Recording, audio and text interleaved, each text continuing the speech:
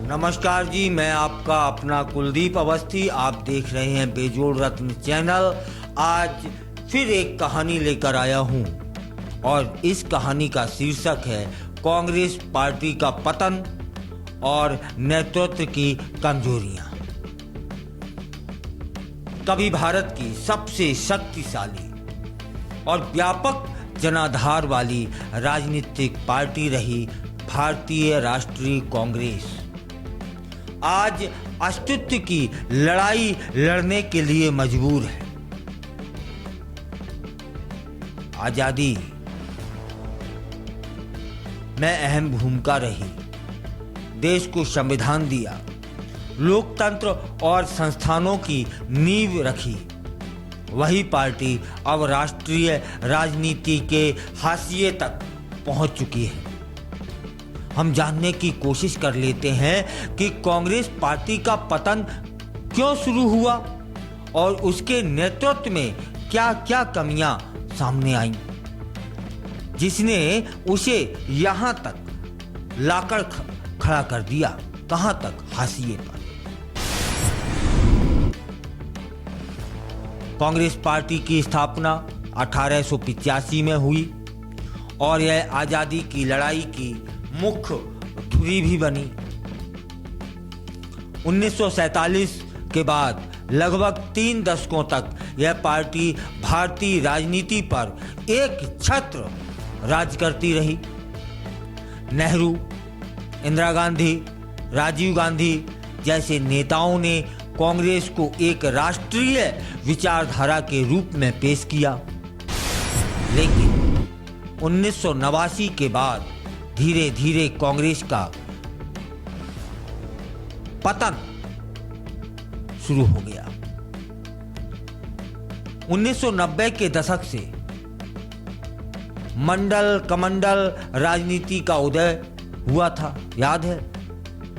1990 के दशक में जाति आधारित राजनीति और धार्मिक ध्रुवीकरण के कारण कांग्रेस की पारंपरिक वोट बैंक दरकने लगी। भाजपा, सपा, बसपा, आरजेडी जैसी पार्टियों ने क्षेत्रीय और पहचान की राजनीति को मजबूती दी। और एक बात और, भ्रष्टाचार और घोटालों से साख प्रभावित हुई।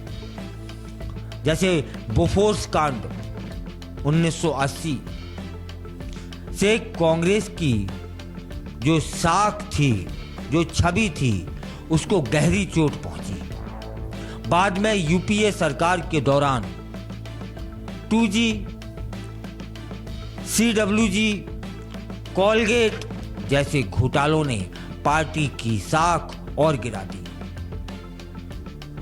और फिर नेतृत्व में भी कमजोरियां देखने को मिली। नेहरू गांधी परिवार पर अत्यधिक निर्भरता रही। पार्टी का नेतृत्व पूरी तरीके से नेहरू गांधी परिवार के इर्द गिर्द सिमट गया।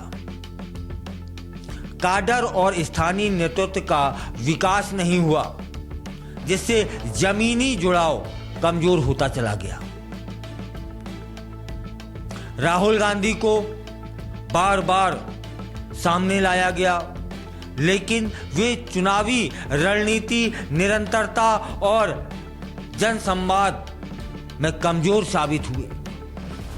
2014 और 2019 में मिली करारी हार के बावजूद पार्टी स्पष्ट और स्थायी नेतृत्व तय नहीं कर सकी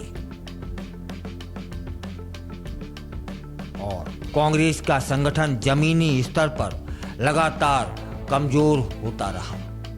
ब्लॉक और जिला स्तर पर कार्यकर्ता प्रशिक्षण, संवाद और योजनाओं का अभाव देखने को मिला।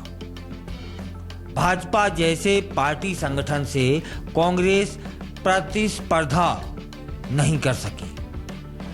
वैचारिक अस्पष्टता और रणनीतिक असफलताएं देखने को मिली। कांग्रेस की विचारधारा समय के साथ अस्पष्ट होती गई। ना तो यह खुलकर धर्मनिरपेक्षता पर अडिग दिखी न ही आर्थिक नीतियों पर स्पष्ट रही। भाजपा की आक्रामक राष्ट्रवाद और वेल मार्केटेड योजनाओं के सामने कांग्रेस फंसी सी दिखी।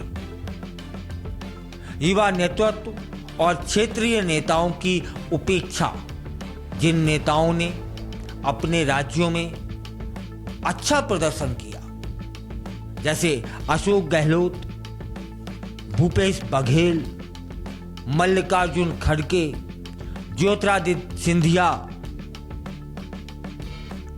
उन्हें आगे बढ़ने का मौका न दिया गया। यह बात अलग है कि इस समय मल्लिकार्जुन खड़गे राष्ट्रीय अध्यक्ष हैं। इसका परिणाम यह हुआ कि कई युवा नेता पार्टी छोड़कर भाजपा या दूसरी पार्टियों में चले गए। 2014 के बाद भाजपा का आक्रामक प्रचार शुरू होता है। सोशल मीडिया रणनीति और नरेंद्र मोदी की लोकप्रियता के सामने कांग्रेस अपनी जमीन नहीं बचा सकी। जहां भाजपा हर चुनाव को मिशन के रूप में लड़ती दिखी, वहीं कांग्रेस अक्सर दिशाहीन और प्रतिक्रियात्मक नजर आई।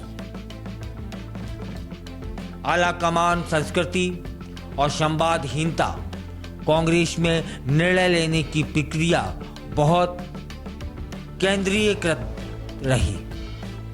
राज्य स्तर के नेताओं की बात अक्सर नहीं सुनी गई, जिससे असंतोष और विभाजन पैदा होता चला गया। अब इस कहानी के निष्कर्ष तक पहुंचते हैं कि कांग्रेस का पतन केवल बाहरी चुनौतियों की वजह से नहीं हुआ, बल्कि आंतरिक नेतृत्व की कमजोरियों, संगठनात्मक ढांचे के गिरते स्तर और स्पष्ट दिशा की कमी इसका मुख्य कारण रही, ऐसा विद्वान जानकार बताते हैं। यदि कांग्रेस को फिर से राष्ट्रीय मंच पर प्रासंगिक बनना है तो उसे अपने नेतृत्व को लोकतांत्रिक, युवा और विचारधारा आधारित बनाना होगा और जमीनी स्तर पर संगठन को फिर से खड़ा करना होगा। यह तो थी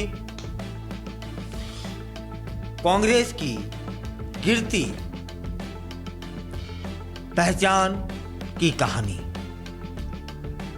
कैसे गुलाम भारत से स्वतंत्र भारत तक पहुंचने में कांग्रेसी नेताओं की भी अहम भूमिका रही और 3 दशकों तक राज्य करने वाली पार्टी